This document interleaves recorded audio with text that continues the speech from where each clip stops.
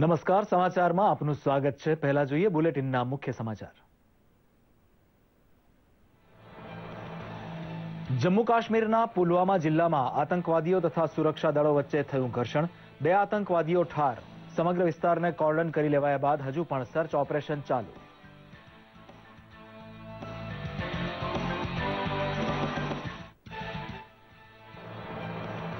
IT directorate દ્વારા money laundering મુદ્દે હવાલા dealer તથા ટેરર ફંડિંગ કેસમાં સામેલ અલગાવવાદી નેતા શબ્બીર શાહના અંગત અસલમ વાનીની ધરપકડ। અદાલતે અસલમ વાનીને 14 ઓગસ્ટ સુધીના રિમાન્ડનો કર્યો આદેશ।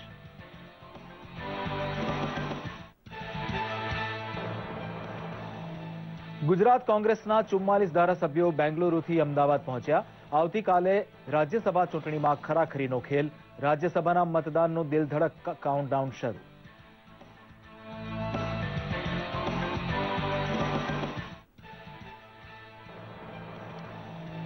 રક્ષણ માટે રાખડી બાંધવાના પ્રાચીન રિવાજનો મિજાજ સચવાય તેમ ઝાડ સાથે રક્ષાબંધન કરવાની ભાવના દાખવે છે વડોદરા અને વલસાડ। ભાઈ બહેનના પવિત્ર સંબંધનું મહાત્મ્ય જાળવી રાખવા ઉપરાંત ધરતીનું જતન કરવાનો સંદેશ આપે છે ગ્રીન રક્ષાબંધન। કોલંબો ખાતે રમાયેલી બીજી ટેસ્ટ મેચમાં ભારતનો શ્રીલંકા ઉપર 1 ઇનિંગ અને 53 રને ભવ્ય વિજય। રવિન્દ્ર જાડેજાએ 5 વિકેટ ઝડપી તરખાટ મચાવ્યો। સતત 8 શ્રેણી જીતી ભારતના વિરાટ કોહલીએ સ્ટીવ વોનો તોડ્યો રેકોર્ડ। સમાચાર જોઈએ વિગતવાર। દક્ષિણ કાશ્મીરના પુલવામા જિલ્લાના સનબુરા ગામમાં સુરક્ષા દળો તથા આતંકવાદીઓ વચ્ચે સંઘર્ષ થયો હતો। ભારતીય સેનાએ 2 આતંકવાદીઓને ઠાર માર્યા હોવાના સત્તાવાર સમાચાર પ્રાપ્ત થયા છે। સનબુરા ગામમાં કેટલાક આતંકવાદીઓ સંતાયા હોવાની ખબર મળતા જ સમગ્ર વિસ્તારને તાબડતોબ કોર્ડન કરી લેવામાં આવ્યો હતો। મકાનોની સઘન તપાસ તથા પૂછપરછ કરી રહેલા સેનાના જવાનો પર આતંકવાદીઓએ હુમલો કર્યો હતો, જેના જવાબમાં સુરક્ષા દળના જવાનોએ ફાયરિંગ કર્યું હતું, જેમાં 2 આતંકવાદીઓ ઠાર મરાયા છે। છેલ્લા સમાચાર મુજબ આતંકવાદીઓ તથા સેના વચ્ચે શૂટઆઉટ ચાલી રહ્યું છે। હજુ પણ કેટલાક આતંકવાદીઓ છુપાયા હોય તેવી શંકા છે, જે સેના પર હુમલો કરી રહ્યા છે। જોકે સમગ્ર વિસ્તારને કોર્ડન કરી લેવાયા બાદ ઘરમાંથી કોઈએ પણ બહાર ન નીકળવું તેવી સૂચના આપવામાં આવી છે। કાળા નાણાં મુદ્દે એન્ફોર્સમેન્ટ ડિરેક્ટોરેટને પૂછપરછમાં સહકાર ન આપતા અસલમ વાનીની ધરપકડ કરવામાં આવી છે। દિલ્હીની અદાલતે આ મામલો એન્ફોર્સમેન્ટ ડિરેક્ટોરેટને સોંપ્યા બાદ અસલમ વિરુદ્ધ બિનજામીનપાત્ર ધરપકડના ઓર્ડર્સ અપાયા છે। એન્ફોર્સમેન્ટ ડિરેક્ટોરેટે અદાલતને જણાવ્યું હતું કે કાળા નાણાં મુદ્દે તથા ટેરર ફંડિંગ મામલામાં એજન્સી દ્વારા વારંવાર સમન્સ પાઠવવામાં આવ્યા હતા, પરંતુ અસલમ વાની તપાસ કે પૂછપરછમાં સામેલ થતો ન હતો। ઉલ્લેખનીય છે કે ટેરર ફંડિંગ મુદ્દે અસલમ વાની કાશ્મીર અલગાવવાદી નેતા શબ્બીર શાહ સાથે પણ સામેલ છે। કર્ણાટકમાં બેંગલુરુ પાસે આવેલા એક પ્રાઇવેટ રિસોર્ટમાં વેકેશન માણી રહેલા ગુજરાત કોંગ્રેસના 44 ધારાસભ્યોને રાજ્યસભાની ચૂંટણીના એક દિવસ અગાઉ એટલે કે આજે અમદાવાદ પરત લવાયા છે। ઉલ્લેખનીય છે કે કોંગ્રેસના 57માંથી 6 ધારાસભ્યોએ પાર્ટી છોડી દીધી છે, જેમાંથી 3 ધારાસભ્યો ભાજપમાં જોડાયા હતા। આવતીકાલે રાજ્યસભાની ચૂંટણી યોજાવાની છે, ત્યારે કોંગ્રેસના મોટા ગજાના નેતા અહેમદ પટેલને જીતાડવા અને રાજકારણમાં ટકી રહેવા માટે આ ચૂંટણી કોંગ્રેસ માટે જીવન મરણના પ્રશ્ન જેટલી અગત્યની છે। એમાંય નન ઓફ ધ અબવ એટલે કે નોટાનો વિકલ્પ કોર્ટે યથાવત રાખતા ભાજપ કોંગ્રેસ બંને પક્ષ આવતીકાલે યોજાનારી ચૂંટણીમાં શું થશે તે અંગે ચિંતિત છે। ગુજરાતમાંથી રાજ્યસભાની ખાલી પડેલી 3 બેઠકો ભરવા માટે આવતીકાલે ગાંધીનગર ખાતે મતદાન યોજાનાર છે। રાજ્યસભાની 3 બેઠકો માટે હાલ 4 ઉમેદવારો ઉભે છે। કેન્દ્રના ચૂંટણી પંચના વર્ષ 2015ના નિર્દેશ મુજબ મતદાનમાં નોટાનો ઓપ્શન પણ રખાશે। આ માટેની તમામ તૈયારીઓ પેટે ગાંધીનગરમાં સચિવાલય ખાતે આવેલા સ્વર્ણિમ સંકુલ 2માં મતકુટીર ઊભી કરવામાં આવી છે। ચૂંટણી ઓપન બેલેટથી યોજવામાં આવશે, તે માટે સંબંધિત અધિકારીઓને પણ સંપૂર્ણ નિદર્શન આપી દેવામાં આવ્યું છે, તેમ રાજ્યસભાની ચૂંટણીના અધિકારી ડી.એમ. પટેલે જણાવ્યું હતું। રાજ્યસભાની 3 બેઠકો ભરવા માટે ગુજરાતમાં યોજાઈ રહેલી ચૂંટણીમાં 4 ઉમેદવારો ઊભા છે। અત્યારે ઇલેક્શનને લગતી મતપત્રો છપાવવાથી માંડીને મતદાન ખંડમાં કમિશનની ડાયરેક્શન મુજબની સૂચનાઓ મુજબ જે મતકુટીર ઊભી કરવાથી માંડીને પક્ષોના અધિકૃત પ્રતિનિધિઓને કે આ ચૂંટણી ઓપન બેલેટથી યોજાનાર હોવાથી અધિકૃત પ્રતિનિધિઓને મતપત્ર બતાવીને ઉમેદવાર મતપેટીમાં વોટર્સ મતપેટીમાં પોતાનો મત નાખે એ માટેની તમામ તૈયારીઓ અમે કરી રહ્યા છીએ. સમગ્ર દેશમાં આજે ત્રીજો રાષ્ટ્રીય હાથશાળ દિવસ ઉજવવામાં આવી રહ્યો છે. રાષ્ટ્રીય હાથશાળ દિવસનો મુખ્ય સમારંભ ગૌહાટીમાં યોજવામાં આવશે. 7મી ઓગસ્ટનો દિવસ ભારતીય ઇતિહાસમાં મહત્વનો છે. આ જ દિવસે વર્ષ 1905માં સ્વદેશી આંદોલનની શરૂઆત થઈ હતી. આંદોલનનો ઉદ્દેશ હાથવણાટ કરેલી વસ્તુઓ તથા ઉત્પાદનોનો ઉપયોગ કરવાનો હતો. આજના દિવસે આ અંગેની ચળવળ શરૂ થઈ હતી. આ દિવસની મહત્તાને યાદ રાખી 7મી ઓગસ્ટને રાષ્ટ્રીય હાથશાળ દિન તરીકે ઉજવવામાં આવે છે. સમગ્ર દેશમાં આજે રક્ષાબંધનનું પર્વ ઉજવાઈ રહ્યું છે. ભાઈ બહેનના પવિત્ર પ્રેમના પ્રતીક સમો આ તહેવાર શ્રદ્ધાપૂર્વક ઉજવાય છે. બહેનો ભાઈના કાંડા પર રેશમનો તાંતણો બાંધી વર્ષભર ભાઈની રક્ષાનો સંકલ્પ કરે છે. ભાઈઓ યથાશક્તિ બહેનોને પ્રેમ પ્રતીક રૂપે કંઈ પણ ભેટ આપી બહેનની રક્ષાનો વિશ્વાસ આપે છે. રાષ્ટ્રપતિ રામનાથ કોવિંદ તથા ઉપરાષ્ટ્રપતિ હામિદ અંસારીએ રક્ષાબંધનના પવિત્ર પર્વની શુભેચ્છા પાઠવી છે.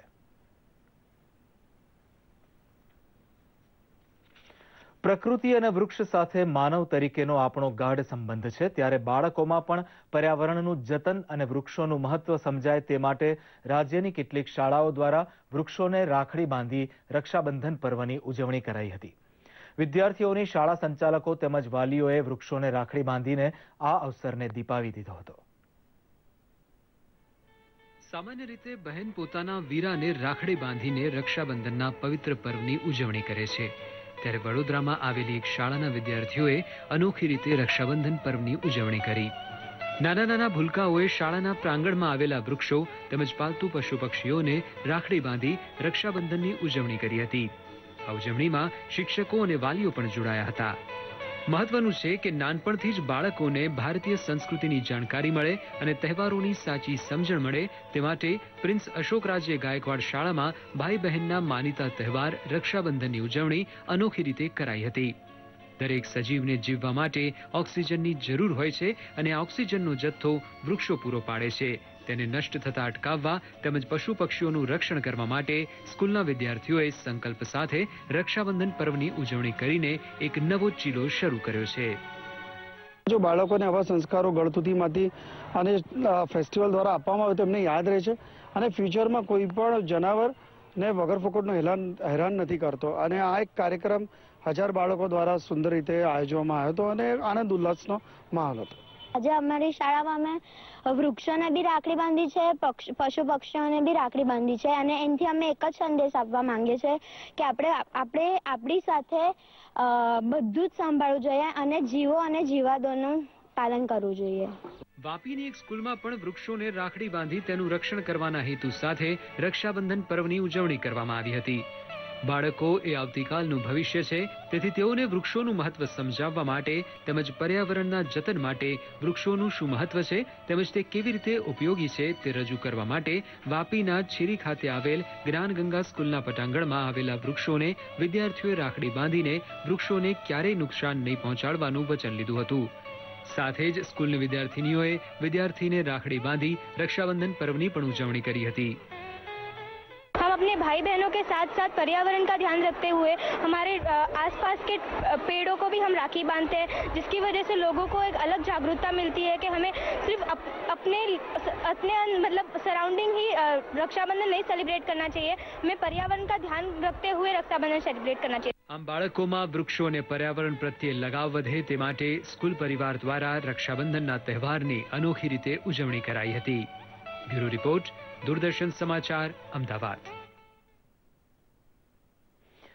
રેશમનો તાર એક અનોખો સાર, ભીંજાય જેમાં આખો સંસાર. ભાવ સ્નેહનું સતત સર્જન, અદકેરું બંધન રક્ષાબંધન. જી હા, ભાઈ બહેનનું હેત અસીમ હોય છે. લોહીની સગાઈ હોય કે ધર્મના ભાઈ બહેન, બંને આ હેતના બંધનને જીવનભર બાંધી રાખે છે. સૂતરના તાંતણે બહેનો રક્ષા પર્વ ઉજવી ભાઈના લાંબા આયુષ્યની પ્રાર્થના કરે છે. સુરતની શ્રી સ્વામિનારાયણ ગુરુકુલ વિદ્યાલય વેડરોડના વિદ્યાર્થીઓએ અનોખી પ્રેરણા આપતી રાખડીનું આયોજન કર્યું છે. ગુરુકુળના વિશાળ મેદાનમાં બાળકોએ રંગબેરંગી વસ્ત્રોમાં સજ્જ થઈ કલરફુલ રાખડી બનાવી હતી. 1200 વિદ્યાર્થીઓએ 180 ફૂટ લાંબી અને 70 ફૂટના વર્તુળમાં માનવ રાખડી બનાવી હતી. તેમજ સૈનિકોના ડ્રેસમાં વિદ્યાર્થીઓએ રાષ્ટ્રધ્વજ ફરકાવી દેશનું રક્ષણ કરતા જવાનોના રક્ષાની કામના કરી હતી. વડોદરા ખાતે આવેલ નારી સંરક્ષણ ગૃહમાં રહેતી અંતેવાસી દીકરીઓ જે પોતાના ભાઈને રાખડી નથી બાંધી શકતી, ત્યારે એવી દીકરીઓએ રક્ષાબંધનના પવિત્ર પર્વની ઉજવણી કરી હતી. રાજ્યના ખેલમંત્રી રાજેન્દ્ર ત્રિવેદી તેમજ વડોદરા શહેર મેયર ભરત ડાંગરને રાખડી બાંધીને બહેનો ખુશખુશાલ થઈ હતી. આ પ્રસંગે ભાવવિભોર દ્રશ્યો સર્જાયા હતા. રાખડી બાંધતી બહેનને પોતાના ભાઈ અને પરિવારની યાદ આવતા તેમની આંખો ભીની થઈ હતી. આ પ્રસંગે ખેલમંત્રી અને મેયરની આંખોના ખૂણા પણ ભીના થયા હતા. આ એક એવું સૂત્ર છે કે જે સમાજમાં ભાઈ અને બહેનને અકબંધ રાખે છે. બહેન ભાઈની રક્ષાની દુઆ કરે છે અને ભાઈ સમગ્ર સમાજની અંદર બહેનોની દીકરીઓની રક્ષા કરે એવો આનો ભાવ છે. આ બંધન હંમેશા અતૂટ રહે, સમાજનું બંધન હંમેશા અતૂટ રહે. ધન્યવાદ. ભાજપ મહિલા મોરચો તેમજ દેવભૂમિ દ્વારકા જિલ્લાની બહેનોએ દ્વારકા પોલીસમાં ફરજ બજાવતા પોલીસ જવાનોને રાખડી બાંધીને રક્ષાબંધનની ઉજવણી કરી હતી. આપણી રક્ષા કરતા પોલીસ જવાનોના રક્ષણ માટે બહેનોએ પોલીસ મથક પહોંચીને તેમને રક્ષા બાંધી હતી અને દીર્ઘાયુષ્ય માટે ભગવાન દ્વારકાધીશને પ્રાર્થના કરી હતી. ભાઈઓ એમ પણ આપણી રક્ષા કરતા હોઈએ છીએ, છતાં પણ બહેનોના આશીર્વાદ ભાઈઓને મળે અને ભાઈઓના આશીર્વાદ બહેનોને મળે એ અનુસંધાને અમે લોકોએ જિલ્લા સમિતિના મહામંત્રી અને મંત્રી અને કાર્યકર્તા બહેનો દ્વારા આજ રોજનો આ કાર્યક્રમ સંપન્ન કરવામાં આવ્યો છે. રક્ષાબંધન એટલે ભાઈ બહેનનો નિસ્વાર્થ પ્રેમ, સાચા મનથી બંધાયેલો લાલ રંગનો દોરો. એક એવું બંધન કે જેમાં ભાઈની કલાઈ પર રક્ષા કવચ બાંધીને નિસ્વાર્થપણે પોતાનો પ્રેમ રજૂ કરે છે બહેન. બ્યુરો રિપોર્ટ, દૂરદર્શન સમાચાર, અમદાવાદ. યાત્રાધામ અંબાજીમાં ભાદરવી પૂનમે યોજાતા મહામેળામાં હજારો પગપાળા સંઘ ગુજરાતમાંથી પહોંચતા હોવાથી વ્યવસ્થા તંત્ર ગોઠવવાનું કામ તંત્ર માટે મોટો પડકાર હોય છે. બનાસકાંઠા જિલ્લા વહીવટીતંત્ર તથા ભાદરવી પૂનમ મહાસંઘ વચ્ચે પહેલી સંકલન બેઠક દાંતા ખાતે યોજાઈ ગઈ, જેમાં દર્શનાર્થીઓની સગવડ સચવાય અને સલામતી જોખમાય નહીં તેવી કામગીરી માટેનો આગ્રહ બંને પક્ષ દ્વારા રજૂ કરાયો હતો. ભાદરવી પૂનમ પ્રસંગે યોજાતા 7 દિવસના મેળામાં લેભાગુ વેપારીઓ હલકી ગુણવત્તાનો માલ લોકોને પધરાવતા હોવાની ફરિયાદ ના ઉઠે તે માટે કડક ચેકિંગ રાખવા આગ્રહ કરાયો હતો. બીજી બાજુ વેપારીઓ પણ સીસીટીવી કેમેરા લગાવી પોલીસ તંત્રને મદદરૂપ બનવા તૈયાર થયા છે.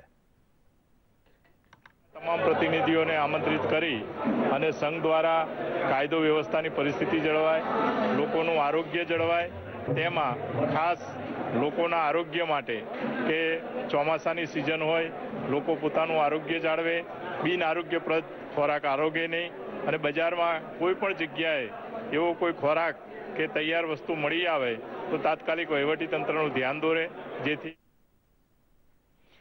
કોલંબો ખાતે યજમાન શ્રીલંકાને 1 ઇનિંગ અને 53 રનથી હરાવીને 3 મેચની શ્રેણી ભારતે 2-0થી જીતી લીધી હતી. ભારતીય સુકાની વિરાટ કોહલીના નેતૃત્વમાં ભારતનો આ સતત 8મો શ્રેણી વિજય છે. ભારત તરફથી રવિન્દ્ર જાડેજાએ 5 વિકેટ ઝડપી લીધી હતી અને તેને મેન ઓફ ધ મેચ જાહેર કરાયો હતો. અશ્વિન અને હાર્દિક પંડ્યાએ 2-2 અને ઉમેશ યાદવે 1 વિકેટ લીધી હતી.